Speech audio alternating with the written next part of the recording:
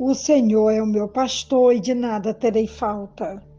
O Salmo 23 retrata bem como o pastor conduz suas ovelhas aos pastos verdejantes e às águas tranquilas e as livra até mesmo do vale da sombra e da morte. Tu tens sido nosso sumo pastor e debaixo dos teus cuidados somos conduzidos em segurança. Agradecemos a Ti, ó Deus, pelo cuidado tão de perto e tão seguro. Ainda falando sobre o Natal e tudo que o Natal representa para nós cristãos, nossa reflexão hoje está em Mateus, capítulo 2, a partir do versículo 6, que vai nos dizer assim: Mas tu, Belém, da terra de Judá, de forma alguma és a menor entre as principais cidades de Judá, pois de ti virá o líder que, como pastor, conduzirá Israel, o meu povo.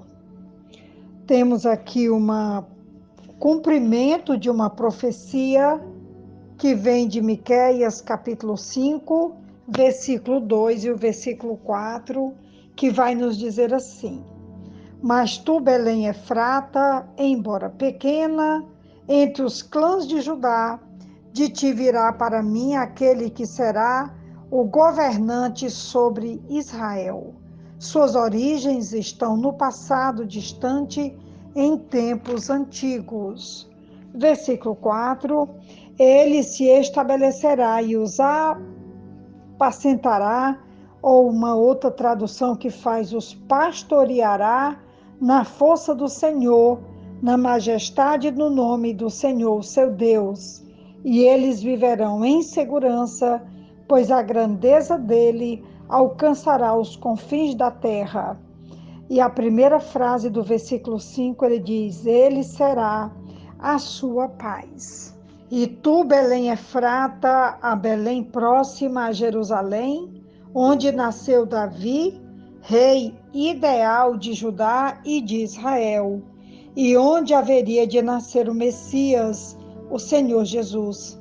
Agora há pouquinho, 7 séculos antes do nascimento de Jesus, o profeta é bem específico em indicar o lugar desse nascimento, dando-lhe seu antigo nome aramaico, Efrata, além do nome hebraico Belém, ambos significando a casa de pão.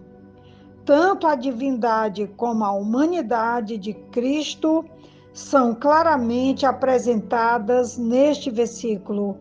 Como o homem nasceu na estrebaria em Belém, como Deus existia desde os tempos antigos, desde os dias da eternidade. O local do nascimento do rei pastor seria a cidade de Belém.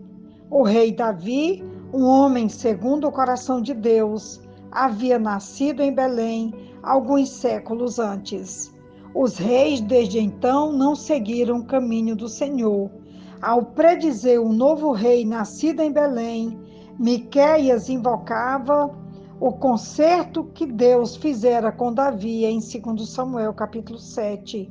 Séculos mais tarde, quando Jesus nasceu, essa profecia foi citada em resposta à pergunta dos magos do Oriente, que desejavam saber onde nasceria o Cristo. Efrata era o nome antigo de Belém, cidade natal de Davi. No futuro, nasceria ali um governante ainda mais importante que Davi. As atividades desse rei que estava por vir se estenderia desde o passado distante até o futuro, indicação de que ele seria um ser divino e humano. O líder originário de Belém seria também uma fonte de paz. Isaías o chama de príncipe da paz em Isaías 9:6. O único que se encaixa nessa descrição é Jesus. Essa citação de Miqueias, que se concretiza aqui em Mateus capítulo 2, versículo 6, quando ele vai dizer: "E você, Belém, na terra de Judá, não é a menor entre as principais cidades de Judá, pois de você virá um governante, que será o pastor do meu povo Israel. O rei Davi tinha sido pastor, e em sua juventude como rei, tornou-se o pastor de Israel. Miqueias prenuncia o Messias como pastor que conduzirá e que pastoreará o rebanho do Senhor.